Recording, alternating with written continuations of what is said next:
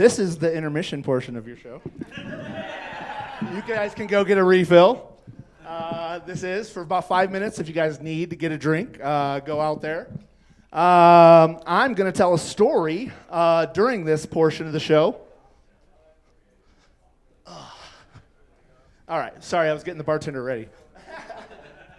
All right. So, they say, yes, everybody wants to get a drink. This only lasts for about 5 minutes. And then, the way it works is we've got a feature act, and that's Ron Ferguson tonight. He's a 22-year Comedy Works pro. So we do a little intermission before we bring out the big heavy hitters. And then we got Brent Gill, that's our headliner tonight, and he runs the Boulder Comedy Show. So this is going to be a hilarious night. But who wants to hear some stories about my time as a hippie? Well, it's been, I didn't come as a hippie. My parents, they failed. They tried hard. Mom tried hard. And I did construction for some years, so they say work smarter, not harder, right? So when I saw the hippies, they plan their vacation, they just stick their thumb out and go do a vacation with their thumb. All right, well, I'm a little bit smarter, and I can work a little harder. So when I started hitchhiking from Houston, Texas to Pensacola, I decided to go and grab a little construction sign that we used to use at our work. One side of the sign said stop. The other side said slow down. It was a very effective way to hitchhike. So I guess that's where I learned how to tell a joke on my feet, because when you're hitchhiking with a stop slow sign, you have about 3 seconds to be funny before they realize you're not a construction worker. That just stop them. You know? And so I'd say, my name is Bear, I'm going east, and I don't murder. And I haven't done it once, and I don't plan on starting today.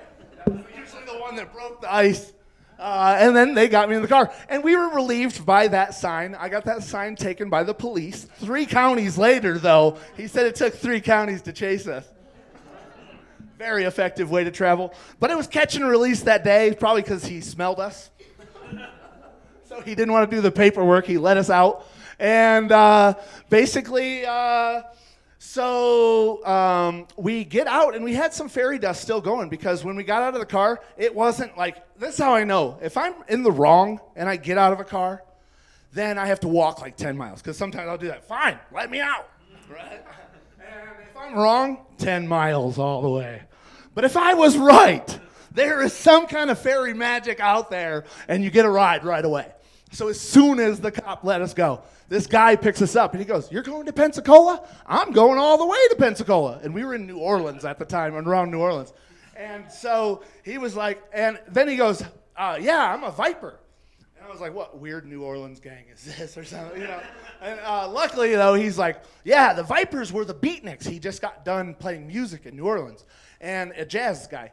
And he goes, "The beatniks that smoked weed were Vipers." And he goes, "Why don't you reach in the glove box?" And I knew what that meant, that I was about to be packing some weed. And so he says, "Why don't you reach in the glove box?" And I pull out this trumpet piece. He goes, "That's Miles Davis's trumpet piece." He goes, and he was using it like a one-hitter, packing it right in the end. And so jazz was never so alive that night. So we're going to Pensacola, and I've got my cousin with me. And he's like, "Man, I don't even know how to fit in with you guys hippies, you know, because you guys all dancing and everything." He goes, "I'll teach you how to dance. Anybody can dance." And right when we get down to Pensacola, so at Pensacola, hippies are nomadic, especially the hippies that are traveling in a van. We just go south for the winter. And so you'll find a lot of us in places like Tucson, Texas, Pensacola, Key West. And so I was in one of those spots, which is Pensacola. And basically, all the hippies just had the perfect life. We would be on the beach all day. They say work smarter, not harder. The people who working so hard, they live 100 feet from the beach. We slept on the beach, right? But the cops were onto that, so they would come and kick us out of there at about 10 o'clock at night. And so we would actually have to walk 15 minutes all the way out to the cheap hotels that didn't have security. And we would sleep on the lawn chairs around the pool, because it was Florida. So here we are, sleeping along the lawn chairs. And so life has never been so exciting until you're running from cops and flip-flops and a tie-dye at 2 in the morning.